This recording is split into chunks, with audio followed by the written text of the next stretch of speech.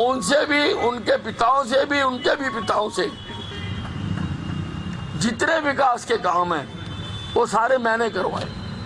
सरकारी कॉलेज मैंने बना के दिया, बस स्टैंड मैंने बना के दिया, शहीदी स्मारक मैं बना के दे रहा हूँ, अनाज मंडी मैंने यहाँ पर बनाकर। लेकिन कुछ मुर्गे होते हैं जब दिन चढ़ता है तो आगे बांग देना शुरू कर देते हैं और लोगों को बताने की कोशिश करते हैं कि ये दिन मेरे बांग देने से चल रहा है। देखिए, मैं समझती हूँ अगर मंत्री जी ने विपक्ष से सवाल करे हैं तो विपक्ष को जवाब भी देना चाहिए।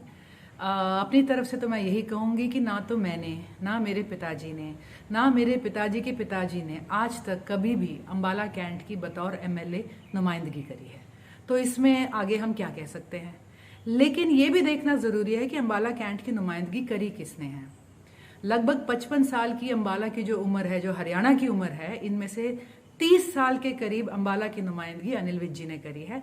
तो यहाँ के कामों की जवाबदेही, यहाँ के माहौल की जवाबदेही और यहाँ पे जो लोगों को आज किस डर के माहौल में वो जी रहे हैं, इसकी जवाबदेही तो अनिल विज जी को ही देनी पड़ेगी, उन्हीं को बनती है।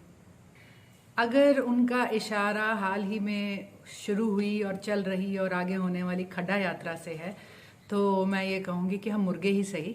और हम मानते हैं कि मुर्गे की बांग से सूरज नहीं उगता, लेकिन अम्बाला कैंट के अंदर अब ये साफ हो चुका है कि मुर्गे की बांग से ही जनता जागती है और मुर्गे की बांग से ही सरकार जाग रही है।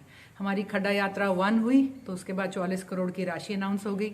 खड्डा यात्रा 2 करी तो उसके बाद सड़कों पे पैचवर्क लगने शुरू हो गए। और खड्डा यात्रा 3 करी, अभी हमने 2 दिन पहले ही मुश्किल से करी है, और कल रात जिस सड़क पर खड्डा यात्रा 3 निकली है वहीं पर एक नई मशीन आ गई और सड़क बनने लगी है। तो we are very happy to be the मुर्गाज as long as mantri ji सुनते रहें और जागते रहें।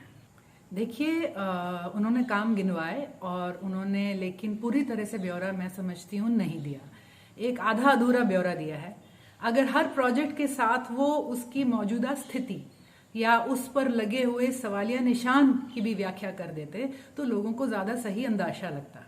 अब आप बात करिए हमारे शहीदी स्मारक की, तो वहाँ पर जो आर्यभट्ट साइंस सेंटर है उसके अंदर उसकी बिल्डिंग को अनसेफ घोषित कर दिया गया है। कहीं ना कहीं उस पर घोटाले का सवाल है। आप स्टेडियम की बात करें, घोटाला। आप बैंक स्क्वायर की बात करें, घोटाला। आप अग्निशमन बिल्डिंग की बात करें, घोटाला। आप हॉस्पिटल में जो हमारी सिविल अस्पताल की बिल्डिंग है इसके अंदर डॉक्टर्स क्वार्टर्स की बात करें तो घोटाला। आगे एक नया अस्पताल कॉलेज खुलने वाला था, उस पर भी घोटाला। और जो उन्होंने कहा है कि सीवरेज डाला है पर आज तक चला नहीं है, 30 साल उनके राज को होने को आए हैं। आज भी इस बार अम्बाला ने जो फ्लडिंग देखी वो मैं कहूँगी अनप्रेसिडेंटेड थी। इससे पहले कभी इतना बुरा हाल शायद अम्बाला का नहीं हुआ। उन्होंने 30 सालों में नौकरियां कितनी दी हैं, उन्होंने 30 सालों में रोजगार कितना दिया है।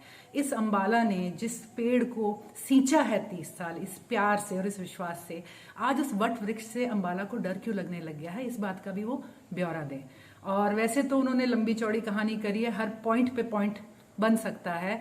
क्या एक पार्क बनाया है 30 करोड़ में और 9 साल में एक पार्क, 9 साल से भी शायद 21 साल में वो पार्क बना है। आप एक गेट बना रहे हैं, 7 करोड़ का गेट बन रहा है। आप चौक बना रहे हैं, 2.5 करोड़ का चौक बन रहा है।